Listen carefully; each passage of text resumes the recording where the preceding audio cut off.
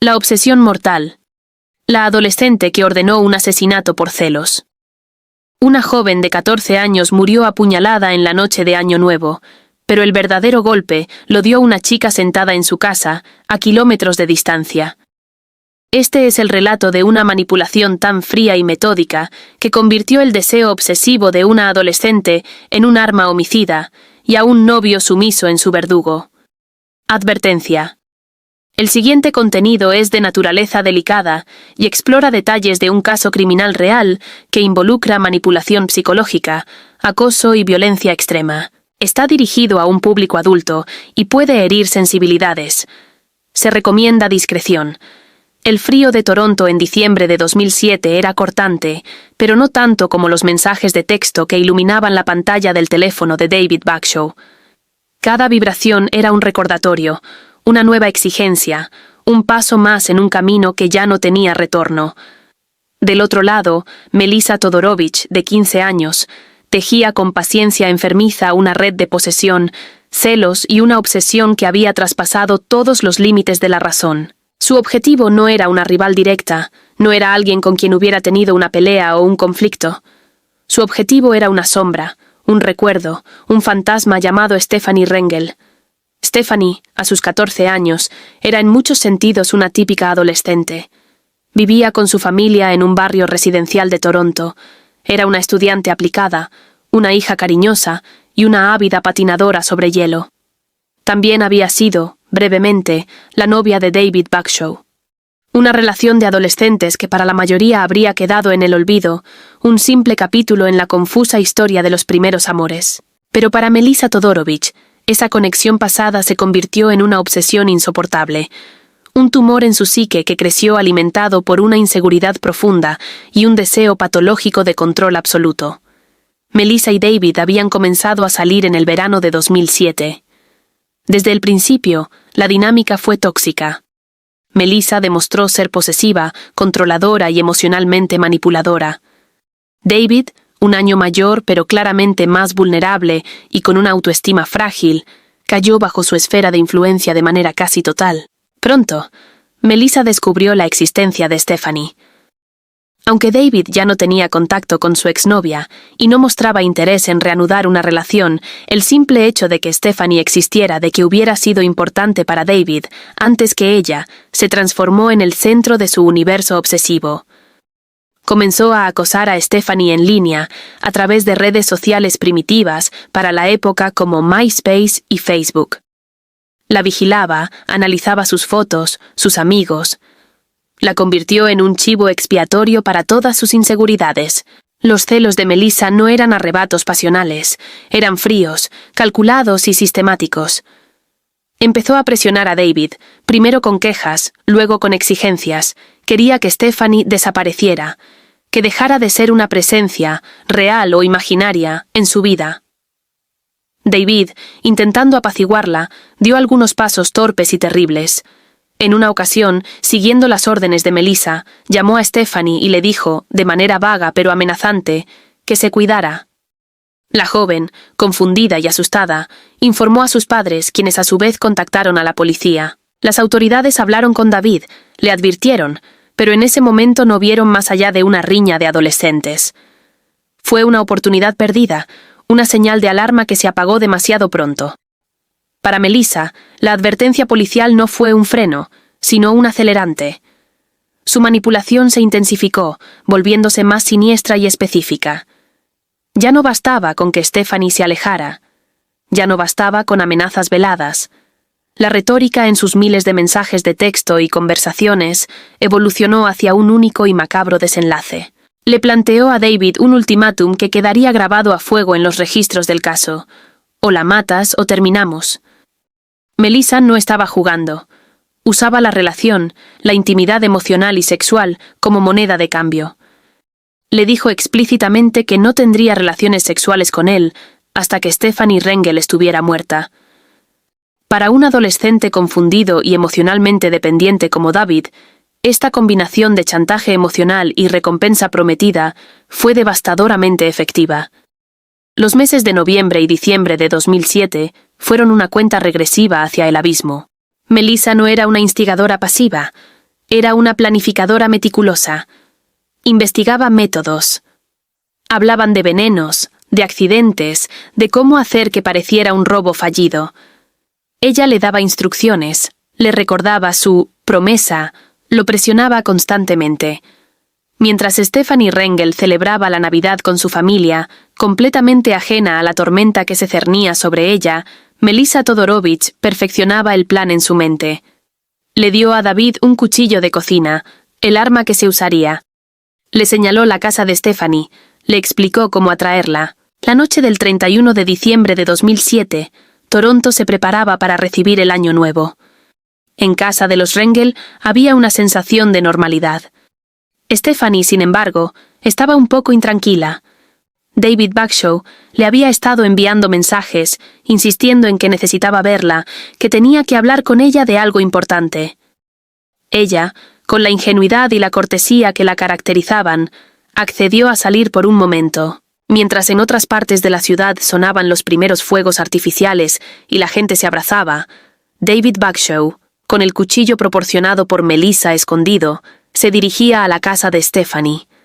Llevaba meses de programación psicológica en su cabeza. Llevaba el peso del ultimátum, la promesa de perder a Melissa, la expectativa de cumplir con la terrible tarea que le aseguraría su afecto. A eso de las 6 de la tarde del 1 de enero de 2008, con la noche ya cayendo sobre la ciudad, David llamó a Stephanie y le pidió que saliera. La joven, confiada, bajó las escaleras de su casa y se dirigió hacia la calle, donde David la esperaba. No hubo una conversación larga. No hubo un enfrentamiento dramático. En cuestión de momentos, la obsesión de Melissa Todorovich, transmitida a través de los nervios y la mano de David Bagshaw, se hizo realidad. David apuñaló a Stephanie Rengel repetidas veces, dejándola gravemente herida en la fría acera, frente a su propio hogar. Luego, huyó. Stephanie logró arrastrarse de vuelta a la puerta de su casa. Su hermano menor fue quien la encontró, tirada y sangrando profusamente. La emergencia fue llamada de inmediato, pero las heridas eran demasiado graves. Stephanie Rengel fue declarada muerta en el hospital St. Michael's poco después. La noticia conmocionó al vecindario y pronto a toda la ciudad. ¿Quién querría hacer daño a una chica de 14 años, descrita por todos como dulce y sin problemas aparentes? La policía comenzó a investigar rápidamente. El nombre de David Bagshaw, por su anterior contacto con la víctima y la advertencia policial, surgió de inmediato. Fue detenido en cuestión de horas. Pero mientras los investigadores interrogaban a un confundido y aturdido David Bagshaw, una pieza crucial del rompecabezas estaba sentada en su propia casa, fingiendo normalidad. Melissa Todorovich había obtenido lo que quería. Stephanie Rengel ya no era una amenaza. Sin embargo, el celular de David, ahora en manos de la policía, era un tesoro de evidencias. Y en él estaba la historia completa. Los miles de mensajes de texto, los planes, las discusiones, el ultimátum. La narrativa no apuntaba a un asesino solitario impulsado por la rabia, sino a un instrumento y a su manipuladora. La policía pronto llamó a su puerta. Melissa, al principio, intentó mantener la fachada de la novia sorprendida y dolida, pero la evidencia digital era abrumadora.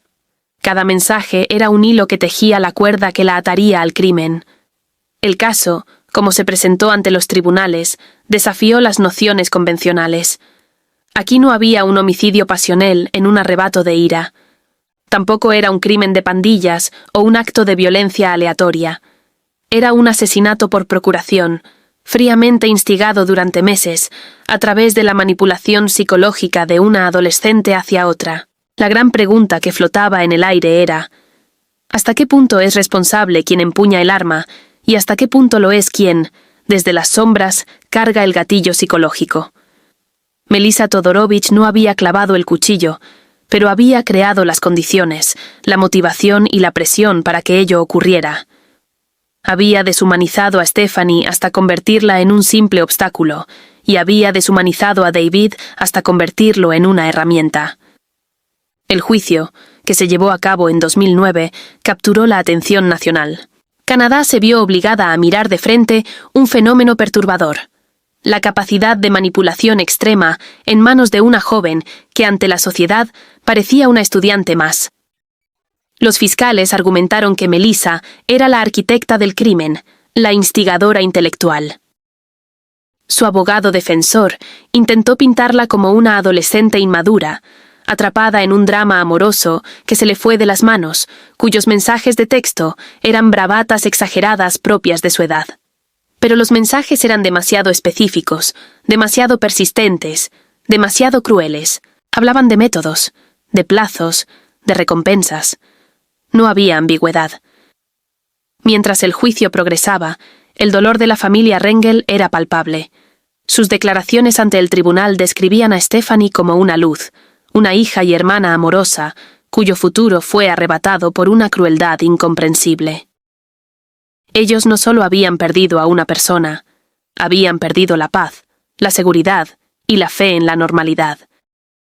Cada detalle revelado sobre los meses de acoso y planificación les abría una nueva herida. La defensa de David Bagshaw, por su parte, se centró en gran medida en la influencia dominante de Melissa. Se le presentó como un joven susceptible, de bajo rendimiento académico y con problemas de autoestima, que cayó bajo el hechizo de una personalidad controladora y narcisista. Él había confesado el acto físico, pero su culpabilidad estaba entrelazada con su victimización psicológica. La corte tuvo que navegar por aguas legales complejas. Ambos eran menores de edad en el momento del crimen, 15 y 16 años, pero la gravedad del acto exigía que fueran juzgados como adultos. Este punto sería crucial al momento de la sentencia, pues habría la posibilidad de penas mucho más severas, incluyendo la cadena perpetua. El veredicto, cuando llegó, no sorprendió a muchos. Las pruebas eran contundentes, pero lo que quedaba por definir era la medida de la culpa, y lo más importante, el castigo. La sociedad esperaba ansiosa la sentencia, preguntándose cómo el sistema judicial canadiense respondería a un crimen tan calculado, perpetrado por mentes tan jóvenes. ¿Se les vería primero como adolescentes susceptibles a la influencia y al drama hormonal, o como asesinos fríos que merecían el máximo castigo? La respuesta del tribunal marcaría un precedente escalofriante. El veredicto de culpabilidad para ambos adolescentes era, dada la montaña de evidencia, una conclusión inevitable. Pero la verdadera expectativa se centraba en la sentencia. En la sala del tribunal, el aire era denso, cargado con el dolor de una familia destrozada y la mirada ansiosa de una sociedad que exigía justicia por la muerte absurda de Stephanie Rengel. Melissa Todorovich y David Bagshaw, ahora con 17 y 18 años respectivamente, esperaban saber su destino. A pesar de ser menores en el momento del crimen, la corte había aceptado juzgarlos como adultos, una decisión que reflejaba la premeditación, la brutalidad y la profunda maldad del acto. Esto significaba que enfrentaban la posibilidad real de cadena perpetua, la pena máxima. El día de la sentencia, las declaraciones de impacto de las víctimas llevaron la realidad del crimen a su punto más desgarrador. Los padres de Stephanie, Patricia y Adrian Rengel hablaron con una mezcla de dolor inconmensurable y una rabia contenida. Describieron a su hija como un alma vibrante, llena de potencial, cuya vida fue cortada por la obsesión enfermiza de una extraña. Patricia Rengel dirigió su mirada directamente a Melissa y dijo palabras que resonarían en todos los presentes. Le arrebataste a mi hija su futuro, su vida, sus sueños. Por nada. Por un capricho malvado. Hablaron del vacío en su hogar, del sufrimiento diario de su otro hijo, quien encontró a su hermana moribunda, y de cómo la inocencia de toda la familia había sido destruida para siempre. No pedían venganza, pedían justicia, una sentencia que reflejara la enormidad de la pérdida y que protegiera a otros de una manipulación tan letal. Al turno de David Bagshaw, este mostró un atisbo de lo que parecía ser un arrepentimiento genuino, aunque teñido por la comprensión tardía de sus actos. A través de su abogado, expresó remordimiento y asumió la responsabilidad por haber apretado el puño que sostenía el cuchillo. Reconoció su debilidad, su incapacidad para romper el control que Melissa ejercía sobre él. Sin embargo, la fiscalía argumentó que, si bien era un instrumento, Era un instrumento que había tomado la decisión consciente, en un frío día de enero, de apuñalar a una niña indefensa 6 veces. Su culpabilidad era activa y física, había materializado la fantasía homicida. Pero fue la sentencia de Melissa Todorovich la que generó la mayor expectativa y el análisis más profundo. La jueza de la Corte Superior, Maureen Forrestal, dedicó horas a desglosar los hechos, construyendo un veredicto legal que era a la vez un profundo estudio psicológico del mal. La jueza Forrestal no tuvo ambajes en señalar a Todorovich como la instigadora intelectual y la fuerza motivadora detrás del asesinato. Su sentencia fue un demoledor relato de manipulación calculada. Destacó cómo Melissa había orquestado el crimen durante meses, usando a Bagshaw como un arma. Subrayó la frialdad de sus actos, el uso del sexo como recompensa por el asesinato, la provisión del arma, la planificación metódica y su comportamiento posterior al crimen, donde mostró más preocupación por su relación con Bagshaw que por la vida que había sido extinguida. Este fue un asesinato planificado y deliberado, instigado y persistido por usted, señorita Todorovich, declaró la jueza. Usted manipuló a David Bagshaw para que cometiera este acto atroz. Su motivación fue los celos. Stephanie Rengel no le había hecho nada. Era una persona inocente, cuya única desgracia fue haber salido brevemente con David Bagshaw antes que usted. La jueza desestimó por completo el argumento de la defensa de que se trataba de una adolescente inmadura, cuyas palabras eran exageraciones. Los miles de mensajes de texto, dijo, mostraban una determinación férrea y una objetividad escalofriante. Finalmente, llegó el fallo. Para David Bagshaw, la sentencia fue cadena perpetua por asesinato en primer grado, con el derecho a solicitar libertad condicional después de cumplir 7 años, el mínimo establecido para menores juzgados como adultos. Para Melissa Todorovich, la sentencia fue idéntica en la pena. Cadena perpetua por asesinato en primer grado. Sin embargo, el énfasis de la jueza fue distinto. Al fijar su período de no elegibilidad para libertad condicional en 7 años, la jueza Forrestal aclaró que esto no significaba que saldría en ese tiempo. Le recordó a la Corte y al público que la cadena perpetua es exactamente eso, y que la Junta de Libertad Condicional tendría la última palabra, considerando el extraordinario nivel de manipulación y premeditación que ella había demostrado. Fue una sentencia que buscaba equilibrar el mandato legal con la necesidad de señalar la gravedad única de su papel. Melissa Todorovich, al escuchar la sentencia, no mostró emoción alguna. Su rostro permaneció impasible, un espejo vacío que reflejaba la misma frialdad que había caracterizado su crimen. El caso, sin embargo, no terminó en esa sala. Las ondas expansivas del asesinato de Stephanie Rengel se extendieron por el sistema legal canadiense y la conciencia pública. Los medios de comunicación bautizaron el caso con frases como «el asesinato por mensaje de texto» y «la novia manipuladora», analizando cómo las nuevas tecnologías podían servir como herramientas para el acoso y la conspiración homicida entre adolescentes. Psicólogos y criminólogos debatieron acaloradamente sobre la naturaleza de la maldad juvenil. ¿Era Melissa Todorovich una psicópata en desarrollo? ¿Capaz de una manipulación tan profunda sin remordimiento? ¿O era el resultado extremo de una cultura de celos tóxicos, posesión y dramas amorosos amplificados por las redes sociales? Su incapacidad para mostrar empatía, incluso durante el juicio, apuntaba hacia graves trastornos de personalidad. David Bagshaw, por su parte, se convirtió en un estudio de caso sobre la vulnerabilidad y la influencia. Su perfil coincidía con el de individuos susceptibles a la manipulación coercitiva, baja autoestima, necesidad de aprobación y una dependencia emocional extrema. Esto no exculpaba sus acciones, pero añadía una capa de tragedia a la ya horrenda historia. Él había sido, en muchos sentidos, la primera víctima de Melissa, antes de convertirse en el verdugo de Stephanie.